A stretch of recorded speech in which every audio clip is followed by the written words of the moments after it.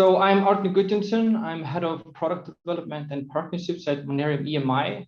And Monerium EMI is a electronic money institution. So we're a financial institution that is regulated in Europe and licensed to operate in the European Economic Area and the United Kingdom. Our license, the e-money license, has been kind of recognized by governments and regulators for more than 20 years now in Europe. And e-money license, basically e-money is very safe, secure and safe. It's more than one-to-one backed in kind of high quality liquid assets, and it's unconditionally redeemable on demand by whoever holds the e-money. So actually e-money is safer than bank deposits. But at Monerium, so what we're doing as an EMI, we're bridging the banking world with blockchains. We have developed technology that allows you to send money actually directly between banks and blockchains. And also that we have money on the blockchain where you can enjoy the kind of the full promise of blockchains. I was thinking I should probably, how do I explain kind of what problems we're solving and kind of what is blockchain. I'm not going to go into extreme detail what blockchain is, but I'm going to kind of introduce the kind of components that you need to know and kind of how they interact and who does what and where does Monerium fit in that picture, and even where DigiShares fit in the picture. So I kind of like to think that, why is blockchain important, and like what is our mission there, what can you do there? What we think is blockchain basically is where everything of value, kind of like what Mark was saying earlier, where everything of value can be stored or tokenized. It can be sent anywhere, exchanged for anything, at any time, instantly, and without intermediaries. And I can kind of explain what I mean by that with an example, right? So let's take the example where DigiShares, we have an issuer and you have investors. And DigiShares and these kind of platforms that are tokenizing securities and assets and representing them on the blockchain are doing a really good job just simplifying the whole process, where the issuer can actually just use a smart contract that is controlled or kind of deployed by the platform, the DigiShares platform, and represent these shares or tokenize these shares on a blockchain like Ethereum. Once it's on the blockchain, it's kind of controlled by a smart contract, which is a self-governing computer program that lives on the blockchain. And this smart contract knows exactly how many shares there is, what's the price of the share, let's say it's in euros, and who can buy these shares. So you can now even kind of embed these kind of KYC, AML rules into these contracts to say, okay, can anybody come and buy these shares, or do you need to kind of been able to have been approved by the issuer to actually buy these shares? So the investors, let's say one of the investors is a crypto investor. They do not want to have fiat. They're kind of probably like Mark, more like they prefer the crypto rather than the fiat. And they might have something like Ether, which is the native coin or currency of Ethereum. So how would you know, how does the contract that has the shares know how much shares it should sell this investor when it's paying in, not in, let's say, if the shares know euros and then the crypto investor wants to pay in Ether, how does it actually know how to kind of what the price is? And this is one of the beauties of blockchains. You have other smart contracts that can help out there. Let's say a DEX or a decentralized exchange, something like Uniswap. You can get the price from these smart contracts, or you can actually get it off chain also. But there's capable the smart contract that has the shares is capable of getting this kind of price feed into them and actually noting, okay, so if you pay in Ether, then that is this much euros, and it can do the exchange instantly. And the crypto investor, let's say, buys 10% of the shares and actually does it in Ether, and the issuer get paid in crypto. Let's say the next investor is more kind of interested in stable coins, what Mark was talking about. So stable coins is crypto, but it has a value that you recognize. You know, it's $1, and you know how much dollar milk costs or whatever. And then you can also, you know, it's probably easier than to calculate, okay, so how much stablecoin does the share cost? So in this example, the stablecoin is DAI. This could be USDC also or whatever. But basically, one DAI is roughly $1 or $1. And in the same way, the share smart contract can check on Uniswap or this decentralized exchange, know what, you know, can convert it into euros, calculate the price and say, okay, you can buy, let's say they buy 40% of the shares. And now the issuer has DAI stablecoin, and the investor has 40% of the shares. Let's say that. But let's take the third investor, and they're not maybe blockchain savvy, or maybe because of regulations, they do not want to hold crypto. They want to deal with money, like a euro, and not in stable coins or in crypto. So what can you actually do there? The money is outside of the blockchain. It's in a bank somewhere. How can they actually do this without, you know, if they go through centralized crypto exchange, buy crypto, then they're holding crypto. But so this is kind of what Monerium is solving. We've created the world's first blockchain bank account numbers, an IBAN, a Monerium IBAN, which is an international bank account number that is connected on the blockchain to your blockchain address. And this IBAN is in your name. So the issuer owns this IBAN. And if they will send money via this IBAN, the receiver will see that the money came from the issuer. And Monerium is the first company to get a e-money license to actually issue money on blockchains. And it took many, 2 or 3 years for us to kind of educate and work with the FSA in Iceland, with the regulators. And it was a really good kind of relationship, and we kind of managed to work with them, and together we understood that this is e-money that we are issuing to the blockchain, and it's the same euro as the government euro, your bank euro, whatever. It's only smarter. So what the investor can do, it can just transfer euros via the SEPA banking system to this bank account number. Monerium will automatically detect the payment and safeguard the funds, and then issue the same amount to the blockchain for the issuer. And now the issuer has on the blockchain euros in their wallet.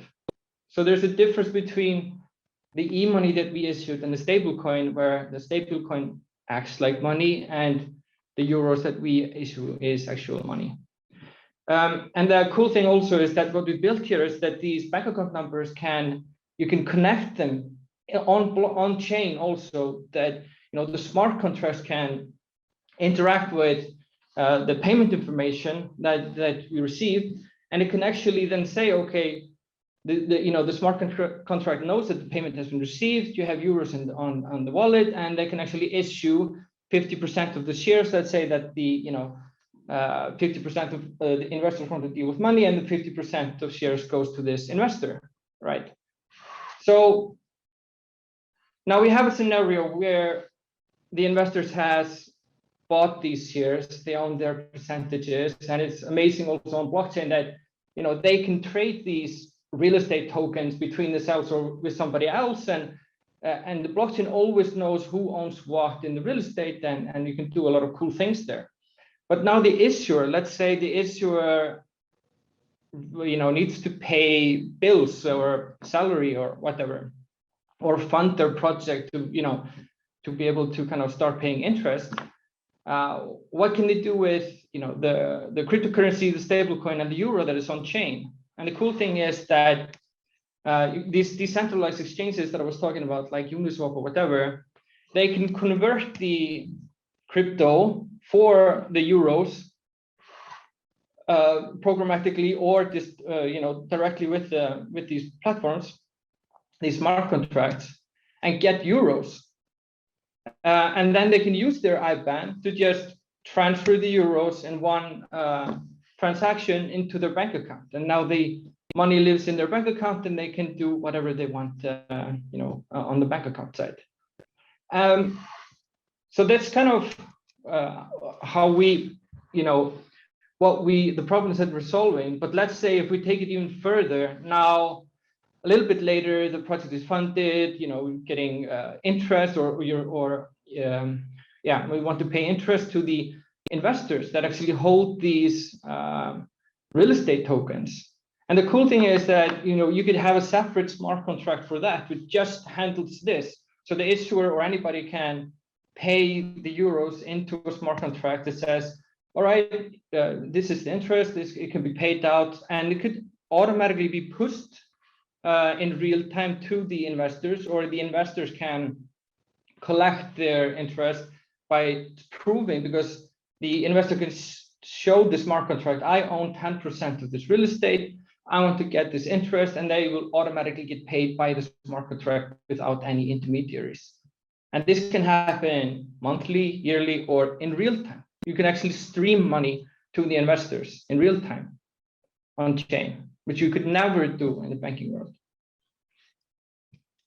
And the investors will get paid in euros, let's say that. And the crypto investor can convert their euros into Ether. The stablecoin investor can convert it into DAI, and the money investor can get its own Monerium IBAN or blockchain bank account number and transfer their euros directly from the blockchain into their bank account. So that's kind of our mission, what we're doing with money, making it smarter in blockchains where everything of value can be stored, sent anywhere, exchanged for anything at any time, instantly and without intermediaries. Yeah. So just the status update here is the euro is live on Ethereum, and we are actually hiring. We're growing really fast right now. We've created a sandbox environment where you can try this out in a test environment with kind of fake money, so you can kind of understand it and kind of get a feel of it. We also have a API where platforms such as DigiShares can actually integrate either to an API or our smart contracts, and we also have an application out right now. And you can learn all about it on monerium.com, or we also have a page dedicated for developers with kind of documentation, API specifications on monerium.dev. And we're going to be announcing a lot of really cool and exciting things on Twitter at Monerium. I think I'm done. All right. Let me just jump back in here. So we have one question from Serge. Let's see. How do you do property transfers? Sorry, how do I? The question is, how do you do property transfers? Property transfers. Serge, perhaps you can clarify your question. I think it's not a question for Árni. It's more a general question for the fire chat, right? Yeah. So anyway, in regards to kind of how do you do transfers on chain, I mean, you have a blockchain wallet, and everybody's making this thing a lot easier and simpler for everything. I mean, it looks really complicated, but basically what you're just dealing with is the good old internet. And the only thing that is kind of new in the mix is a wallet, a blockchain wallet. And your wallet could be your wallet that you hold the keys, or you have DigiShares. I think, like Klaus, you also have partners like Tankini and these with these kind of custodial wallets where they've made it super simple for anybody. They do not need to know anything about private keys or and these kind of things. So and then it's basically these wallets that transfer these assets on chains. how we do the transfers of money to and from blockchain is you can either go and use our application and just log on and you say, okay, you will see your balance there and you can say, okay, I want to send 100 euros to this bank account, and it will be automatically taken from the blockchain and sent to this bank account. And the same thing, you have this bank account number, you can give it to anybody. If they transfer money to this bank account number, your Monerium IBAN, it will automatically detect that and issue that money. We know where your wallet is, your address, and it will automatically, appear in your blockchain wallet. I don't know if that answered the question. Yeah, Serge is clarifying down in the chat. He's saying he didn't mean the money, he meant the property title. So, yeah, I guess that's more for class later. Yeah, definitely for the fire. Okay, so we'll take that up in the fireside chat later, and others can join in. Are there any more questions for Árni? Please put them in now before we move on. Yeah, so just want to kind of reiterate on this, kind of what Mark was saying there, is that, we've already kind of worked with regulators. So this is definitely is happening, that we're trying to kind of, in coordination with them, we're trying to figure out a framework where, you can still keep the decentralized finance aspect of it, where the money on chain is without intermediaries, you can send your money anywhere. And we do KYC on everybody that, our customers that want to get the Monerium IBAN and send money to and from banks. And it was, it took time to actually get to that point. But I think, but this is, when you're dealing with money and securities, I think, yeah, there's a balance there, and you need to have regulators in the mix. And if we're going to go for mainstream, we need to have money, not something that kind of looks like money. Okay, very nice. There was one more question now. It is, how was the process of getting approval from the regulators? Also, if this is a global protocol, what do you think about regulatory approval from other countries? No, exactly. I mean, this was not easy for us at all. It took like 2 years of kind of telling them kind of, okay, so, what the blockchain is and what a wallet is. And, when we were talking to them 2 or 3 years ago, there wasn't a Uniswap or anything. And basically the main questions that we got was like, why would you want money there? And I said, it's because of, these smart contracts, and there's something going to be built there. We don't know exactly what it's going to be, but it's going to be amazing. And it happened. But the, working with the regulators in Iceland was actually quite nice. They were really kind of progressive. They really had an open mind. We, went through all of the risks, and yeah, so it took 2 years. We got the license, and we just, we regulated, and we have a good communication with them. Very nice. Okay, well, that was it. Thank you, Árni, for your lovely presentation. And I'll see you later in the fireside chat, right? Yes. Great.